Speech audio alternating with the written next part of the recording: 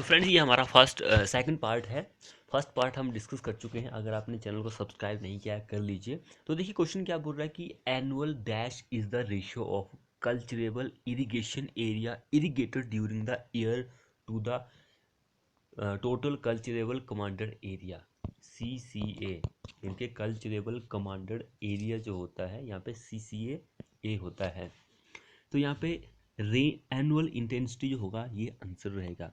Annual intensity जो होती है इरिगेशन की वो 100 से ज़्यादा होती है, 100% से ज़्यादा होती है। ये पॉइंट भी इंपॉर्टेंट है। एंड ये कल एनुअल इंटेंसिटी जो होती है ये एक सम होता है जो इंटेंसिटी ऑफ इरिगेशन होती है खरीफ क्रॉप के लिए plus intensity of irrigation for rabi crop के लिए। तो इन दोनों का सम जो होता है उसको आप इंटेंसिटी बोलते हैं। तो ये भी इम्पोर्टेंट है। तो ऑप्शन सेकंड हमारा इस क्वेश्चन में आंसर हो जाएगा। अगला देखिए, in order to overcome the accelerating effect of initial setting time concrete at high temperature which type of admixture are added to the fresh mix के लिए। तो आपको पता है कि भाई जो भी इनिशियल सेटिंग टाइम से लेट करता है वो रिटार्डर ही होता है।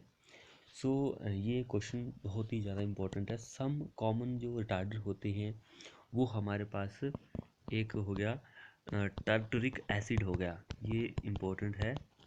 एंड स्टार्च हो गया हमारे पास, स्टार्च हो गया, शुगर हो गया एंड सेलुलोस हो गया। तो ये बहुत सारे इम्पोर्टेंट कॉमन रिटार्डर होते हैं।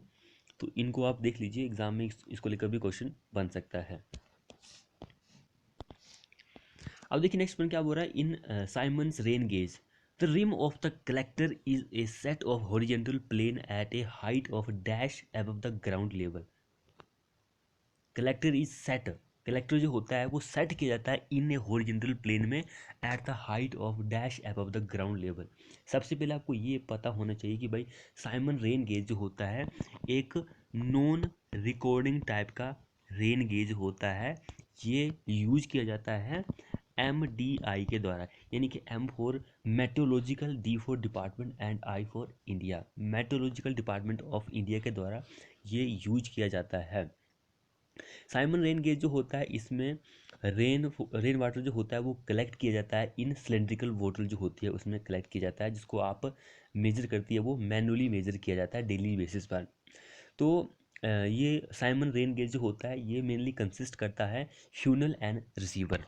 फ्यूनल, ये फ्यूनल एंड रिसीवर जो होता है इन दोनों पर कंसिस्ट होता है। तो जो रिसीवर होता है ये सर्कुलर टाइप का होता है जिसका जो डायमीटर होता है 127 mm का होता है। ये पॉइंट भी इम्पोर्टेंट है। एंड जो कलेक्टर होता है इसकी जो हाइट होती है, the rim of the collector जो होता है set at a height of 13.5 centimetre. 13.5 centimetre option third हमारा आंसर हो जाएगा। ये क्वेश्चन बहुत ज़्यादा इंपॉर्टेंट है तो इसको भी देख लीजिए। मैंने आपको 2-3 पॉइंट और भी बताए हैं, ये भी आप अपने दिमाग में बिठा लीजिए। अब यहाँ पे देखिए एक न्यूमेरिकल पूछा गया है। एक short axially loaded square column है हमारे पास जिसका साइज गिवन है mm is subjected to service load of 2000 kilo newton. Calculate the ultimate load आपको फाइंड आउट करना है and minimum area of longitudinal reinforcement as पर हमारे IS कोड। कॉमन क्वेश्चन है, सभी को पता है कि भाई जो कॉलम होता है उसमें 12 mm का बार का जो स्टील होता है वो यूज किया जाता है। एंड जो रेनफोर्समेंट होती है वो 0.8 से लेकर 6% कॉल जो स्टील होता है वो प्रोवाइड किया जाता है परसेंटेज में। तो मिनिमम 8%, 0.8% एंड मैक्सिमम 6% जो होता है वो स्टील प्रोवाइड किया जाता है। उसके ग्रोस सेक्शनल एरिया जो होता है, gross area of column, gross area ये 500 बाय 500 यानी कि 500 का स्क्वायर। तो ये हम फाइंड आउट करते हैं। पहले हमें क्या फाइंड आउट करना है, अल्टीमेट लोड फाइंड आउट करना है। तो अल्टीमेट लोड जो होता है उसको PU से आप डिनोट करते हैं। तो PU जो होता है factor of safety into service load. Service load हमारे पास 2000 का दिया है। फैक्टर ऑफ सेफ्टी हम कंक्रीट के लिए लेंगे तो कंक्रीट के लिए 1.5 इंटू फैक्टर ऑफ सेफ्टी 2000, 3000, 3000 हमारे पास यहाँ पे दिया देखो। एंड यहाँ पे 2000 जो आएगा वो कैसे आएगा, जैसे कि 0.8% परसेंटेज का आपको पता है कि 100 से करते हैं मल्टीप्लाई बाय ग्रोस एरिया जो होगा कॉलम का 500 का स्क्वायर। तो आप इसको करेंगे तो हमारे पास 2000 ये आ जाएगा। ऑप्शन थर्ड इस क्वेश्चन के लिए आंसर हो जाएगा। सो एक क्वेश्चन है 2 litre of A petrol having specific gravity हमारे पास गिवन है एंड वेट जो है 15.8 Newton. Calculate its density in KG पर क्यूबिक मीटर। कितनी डेंसिटी होगी? आपको पता है कि 1 केजी जो होता है वो किसके बराबर होता है? 9.81 न्यूटन के बराबर होता है 1 केजी जो होता है। तो weight of 1 litre of petrol कितना होगा? यहाँ पर हमारे पास गिवन भी है।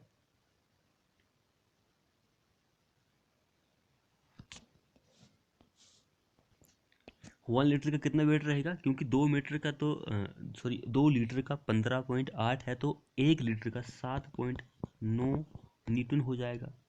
क्योंकि 15 डिवाइड बाय 2 करेंगे, 2 में डिवाइड करेंगे तो 1 लीटर का 7.9 और 2 लीटर का 15.8 हो जाएगा। तो 1 केजी जो होता है किसके बराबर होता है? 9.81 के बराबर होता है। तो आपको वेट निकालना है 1 लीटर ऑफ पेट्रोल का। तो 1 लीटर का निकालना है तो 7.9, क्योंकि डिवाइड हमने 2 किया है, तो 9.81।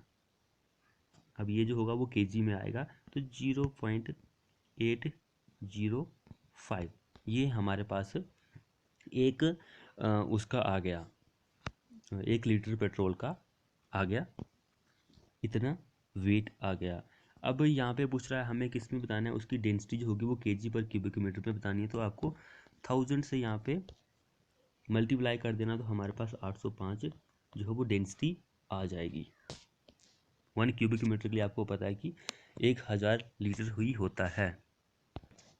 अगला देखिए, which of the following statement are correct with reference to the road formation width. Road formation width के लिए 2 और 3 स्टेटमेंट बिल्कुल सही है। It is the bottom width of the cutting and inclusive of the width of the shoulder. 2 और 3 सही है, बाकी गलत स्टेटमेंट दी गई है।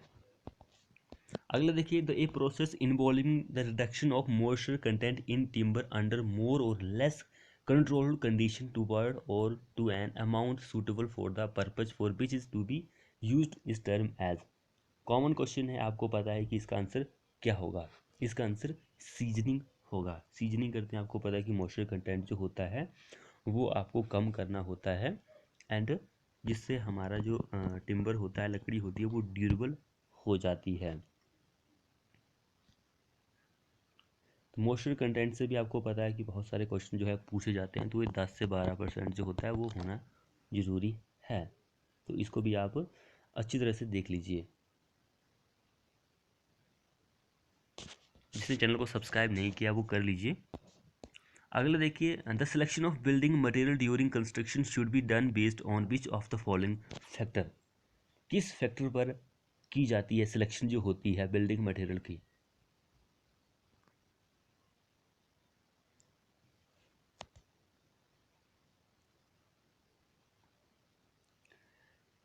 कौन कौन से फैक्टर होते हैं वो?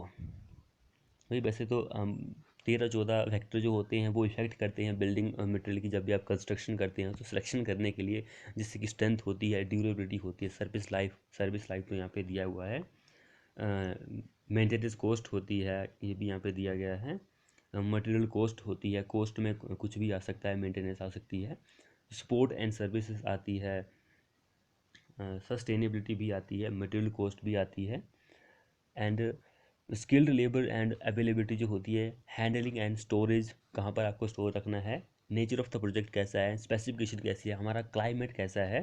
तो ये सारे फैक्टर जो होते हैं इफेक्ट करते हैं selection of building material during construction. So हमारा यहाँ पे थर्ड आंसर दिया गया है। सो देखिए नेक्स्ट पॉइंट क्या बोल रहा है, expression for additional tension reinforcement doubly reinforce beam is.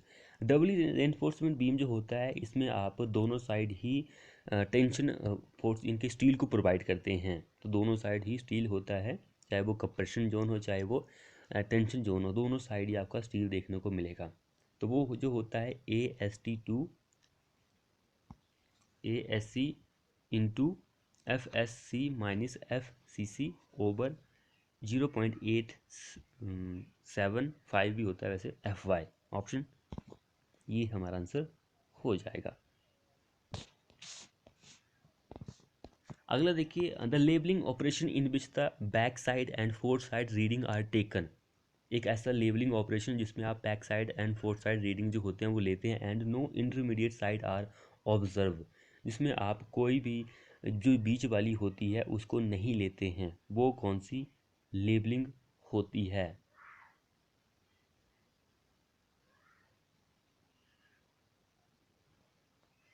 सो वो यहाँ पे दिया गया है fly reading, fly labelling. Fly labelling में ऐसा बिल्कुल नहीं होता है, इंटरमीडिएट साइड जो होती है वो आप नहीं लेते हैं। अगला देखिए, during the construction of brick building using modular brick the impression made on one face of brick is known as. During the construction of brick building using modular brick the impression made on one face of the brick, one face पर जो impression बनाया जाता है उसको आप किस नाम से जानते हैं? वो होता है फ्रोग के नाम से।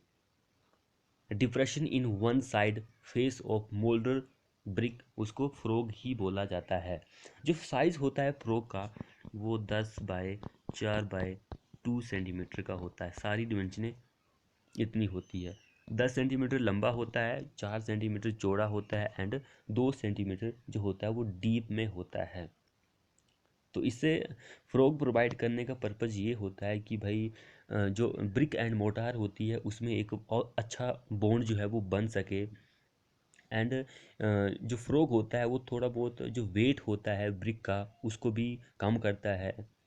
तो इसमें आप अपनी ब्रांडिंग का नाम भी लिख सकते हैं, ब्रांडिंग पर्पज़ के लिए भी आप इसको यूज़ कर सकते हैं। तो ये 3-4 मेन पर्पज़ होते हैं। वैसे मेन पर्पज़ से एग्ज़ाम में ये क्वेश्चन पूछा गया है कि भाई एक जॉइंट प्रोवाइड करता है, कीड जॉइंट जो होता है उसको प्रोवाइड करता है ब्रिक एंड मोटार के बीच में। बाकी 2-3 तो आप खुद से ही बता सकते हैं, एग्ज़ाम में क्वेश्चन बन सकता है वैसे इसको लेकर भी। अगला देखिए, considering horizontal water pressure effect on dam it may be concluded that, कौन सा कंक्लूडेड होता है उसमें? The distribution diagram of water pressure is triangle shape, वो ट्राइंगल शेप का ही होता है। अगला देखिए, in which of the following triaxial stress drainage from the specimen is not allowed at any stage. किस स्टेज में? तो अनकंसोलिडेटेड ड्रेनेज में नहीं लोड होता है।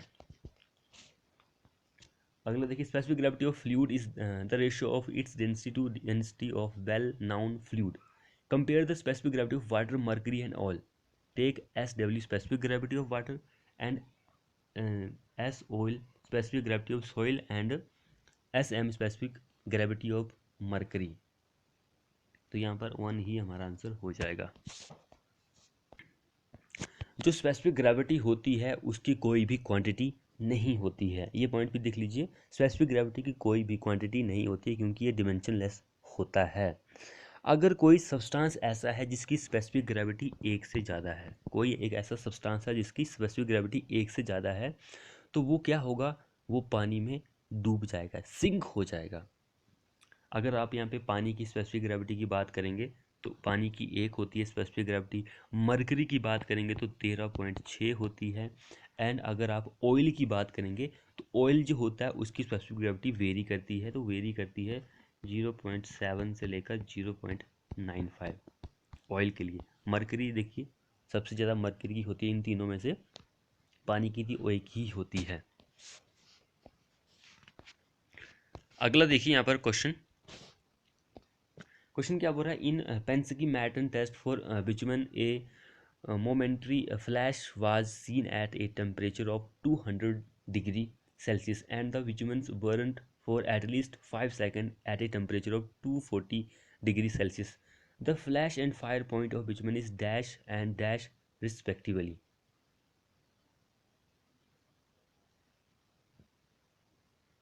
तो यहाँ पे क्वेश्चन में ही आंसर इसके बता दिए गए हैं, 200 एंड 240। ऑप्शन 1 हमारा आंसर हो जाएगा। क्योंकि भाई अगर आप बिचुमन को 5 सेकंड के लिए ही किसी टेम्परेचर पर जलाते हैं, बरंट करते हैं, तो उसका फ्लैश एंड फायर पॉइंट यहाँ पे पूछा गया है, फ्लैश एंड फायर पॉइंट। तो देखिए 200 डिग्री एंड 240 पर आप जला रहे हैं तो एंड यही होगा। तो यही क्वेश्चन में यहाँ पे पूछा गया था। अगला देखिए, the detail estimate prepared for renovation or renewal of structure damage work minor improvement in building is called. उसको हम एनुअल रिपेयर के नाम से जानते हैं। एनुअल रिपेयर के, आप भाई रिन्यू कर रहे हैं, रेनोवेशन कर रहे हैं, तो उसको रिपेयर के नाम से ही जाना जाएगा। अगला देखिए, under which of the following circumstances can the contour line of different elevation interact each other. तो वो केव में ही होता है, इंटरेक्ट करती है केव में ही करती है। केव में आपको इंटरेक्ट देखने को मिलती है। केव हो गया या फिर ओवर हैंगिंग क्लिफ जो होता है उसमें भी आपको देखने को मिलती है। ओवर हैंगिंग क्लिफ जो होता है उसमें भी आपको इंटरसेक्ट करने को देखने को मिल सकती है।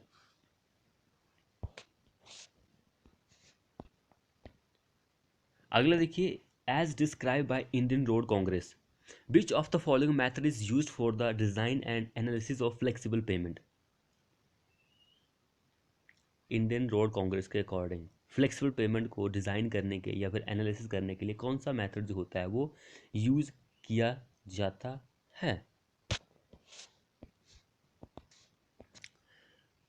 सो इस क्वेश्चन में कैलिफोर्निया बेयरिंग रेशियो मेथड जो होता है वो यूज़ किया जाता है फॉर डिज़ाइन एंड एनालिसिस के लिए। तो जब भी आपको CBR method of design and analysis flexible pavement के बारे में पूछेगा तो हमारे वो इंडियन स्टैंडर्ड रोड के अकॉर्डिंग 37 कोड में आता है। ये पॉइंट भी याद रखिए। अगला देखिए, explain the term use to define the losses in the property value due to modification in structural design repairing and aesthetics. तो वो कौन सा होता है? ऑब्सोलीसिस वैल्यू होती है वो। थर्ड हमारा इस क्वेश्चन में आंसर हो जाएगा।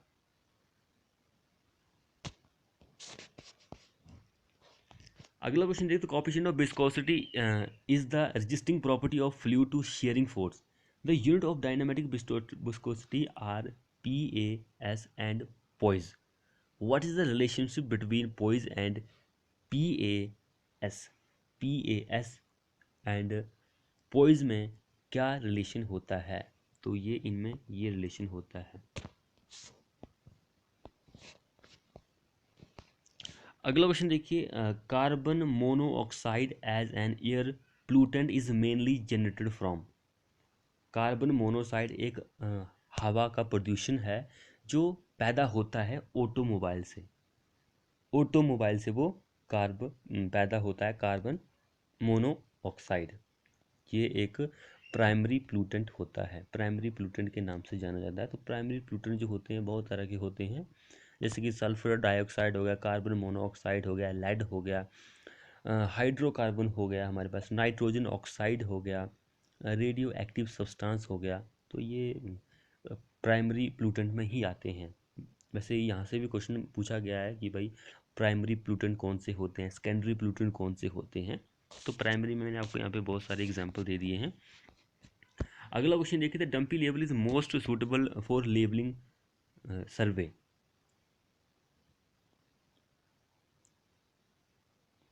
डंपी लेवल जो होता है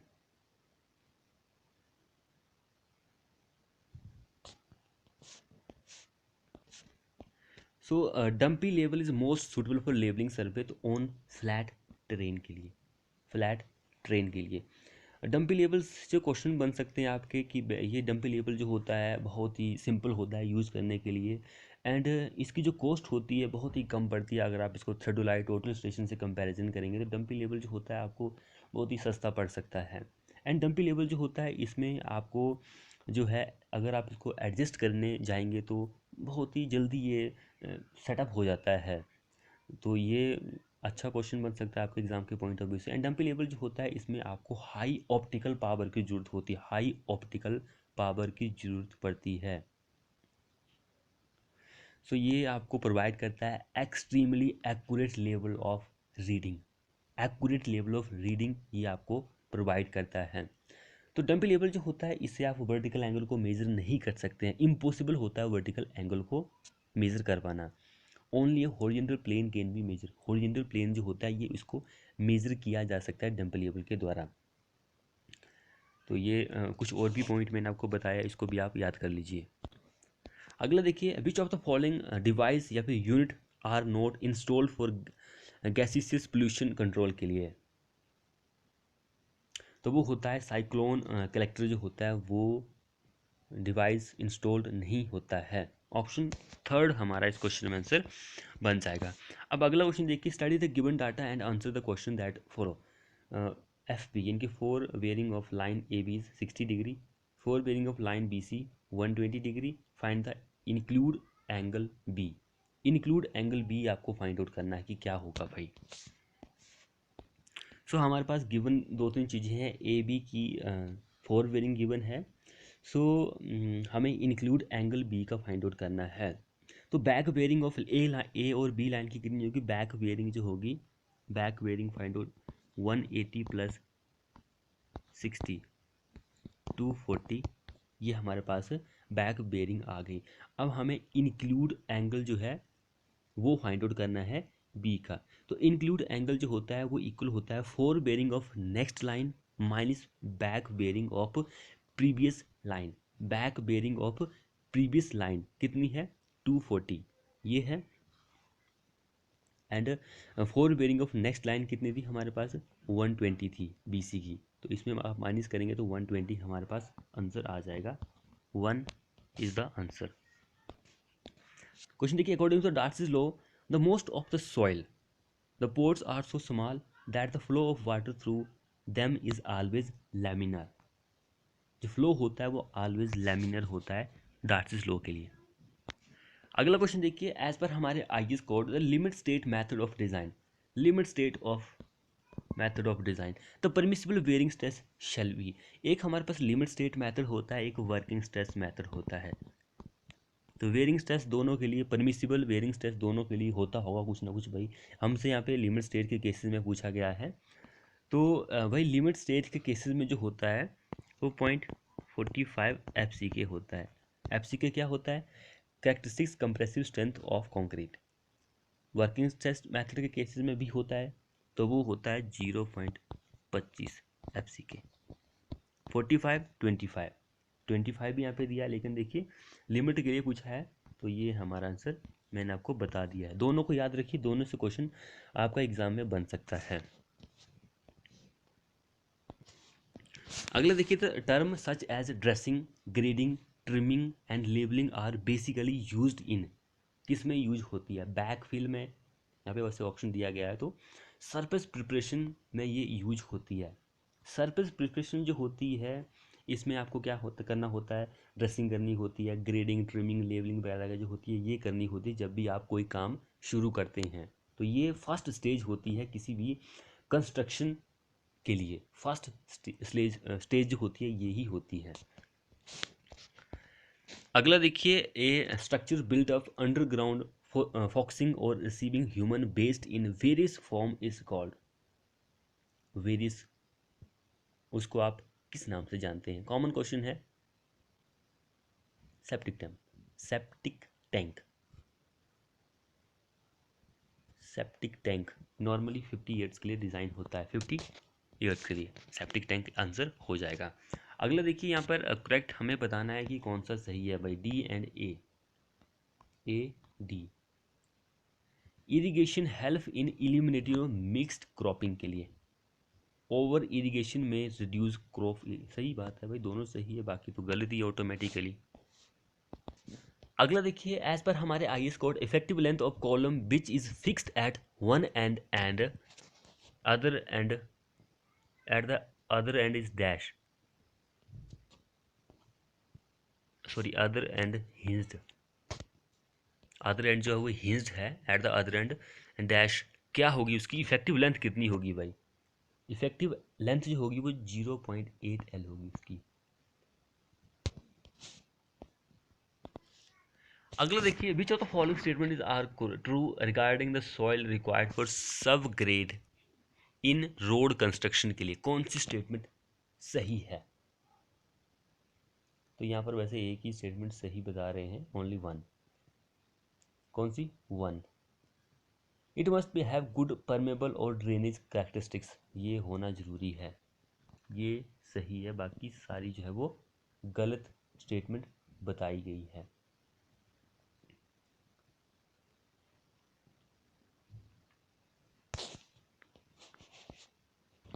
अगला क्वेश्चन देखिए, the formula use to calculate the mean depth of earth work by averaging the depth of two consecutive section is called, उसको मीन सेक्शन एरिया बोलते हैं, मिड सेक्शन एरिया। अगला क्वेश्चन देखिए, use of finer cement particle leads to, अगर आप फाइनर particle यानी कि बहुत छोटे छोटे पार्टिकल यूज करेंगे तो उससे क्या होगा, सीमेंट पार्टिकल लीड्स टू क्या होगा उससे, increase surface area for hydration के लिए, increase surface area for hardness के लिए, तो ये हाइड्रेशन के लिए। अगला देखिए, the greasy and other substance floating on the surface of sewage, greasy and other substance floating on the surface of सी बेज, सी बेज या फिर बेस्ड वाटर में जो फ्लोट करते हैं, तैरते हैं, उसको आप स्कूम के नाम से जानते हैं। ये 4 आंसर नहीं होगा, सेकंड आंसर होगा स्कूम। स्कूम जो होता है एक ऑयल की तरह होता है, ऑयल की तरह होता है। सो यहाँ पे आंसर 2 आंसर होगा, 4 आंसर नहीं होगा। This is an aerobic process होती है ये, उसको आप एरोबिक प्रोसेस के नाम से जान सकते हैं, लेकिन आंसर हमारा 2 होना चाहिए इस क्वेश्चन के अकॉर्डिंग। अगला देखिए, during the coarse aggregate crushing test what size of aggregate is consider for testing purpose during segregation in Indian sieve I sieve, तो वो होता है passing 12.5 mm and retain 10 mm sieve, इसका करेक्ट आंसर हो जाएगा। अगला क्वेश्चन देखिए, in order to satisfy the requirement of FE 500D steel for reinforcement purpose the 0.2% proof stress should be minimum of, should be minimum of 500 का आपको use करना पड़ेगा, steel जो है वो 500 का ही आप यूज़ करेंगे, क्योंकि 500 FE यूज़ कर रहे हैं 0.2% प्रूफ स्ट्रेस के लिए। क्वेश्चन देखिए next, the rolled I section steel beam exhibits, तो ये comparable torsional and warping rigidity होती है। अब देखिए यहाँ पे एक न्यूमेरिकल पूछा गया है, कंक्रीट हमारे पास M60 ग्रेड ऑब्टेन एक क्यूब स्ट्रेंथ कितनी है, 80 MPa। If the cube strength is to be consider as the characteristic strength, जो क्यूब स्ट्रेंथ है उसको आप कंसिडर कर रहे हैं FCK कंसिडर कर रहे हैं, then the modulus of elasticity newton पर mm स्क्वायर में shall be approximately equal to, answer to be nearest 1000 value, answer जो होगा वो 1000 वैल्यू में ही नियरेस्ट होगा भाई, जो भी आंसर आएगा। सो FCK हमारे पास 80 दिया गया है, जो मॉडुलस ऑफ इलास्टिसिटी होती है वो 5000 अंडर FCK होती है, तो 80 हमारे पास यहाँ पे कंसीडर करने के लिए बोल रहा है। 80 का रूट निकाल के आप 5000 में से उसको मल्टीप्लाई करेंगे, तो हमारे पास आंसर जो आएगा वो 44,721 44,721 MP आ जाएगा, तो नियर बाय 45 के ही होता है, 45 के ही होता है। अगला देखिए, an estimate containing the complete schedule of all possible item that are likely to be occur is called, उसको हम डिटेल एस्टीमेट के नाम से जानते हैं। ये भी अच्छा क्वेश्चन है, इजी क्वेश्चन है, डिटेल एस्टीमेट के नाम से इसको जाना जाता है। अगला देखिए, modulus of elasticity of structural steel as assume in Indian standard practice, modulus of elasticity जो होता है वो स्टील का कितना होता है, मॉडुलस ऑफ इलास्टिसिटी जो होता है 2 × 10⁵ न्यूटन पर mm स्क्वायर होता है, या तो 200 गीगा पास्कल होता है। 200 तो यहाँ पे दिया गया है, बाकी ये भी होता है भाई, ये भी एग्जाम में पूछा जा सकता है। पॉइजन रेशियो जो होता है स्टील का, स्ट्रक्चरल स्टील का 0.3 होता है। इसका यूनिट वेट जो होता है फिर मास जो होता है 7850 kg पर क्यूबिक मीटर होता है। कॉमन चीज़ें हैं, सारी एग्जाम में पूछी जाती हैं, पता होना जरूरी है। अगला देखिए, स्टैडिया इंटरवल फैक्टर जो होता है, तो वो होता है the ratio of focal length of the objective to stadia interval, इन दोनों का रेशियो होता है। लो, focal length and stadia interval का, अगला देखिए, dash is the maximum net intensity of loading that can be allowed on the soil without the settlement exceeding the permissible value. तो वो सेफ वेयरिंग प्रेशर ही होता है।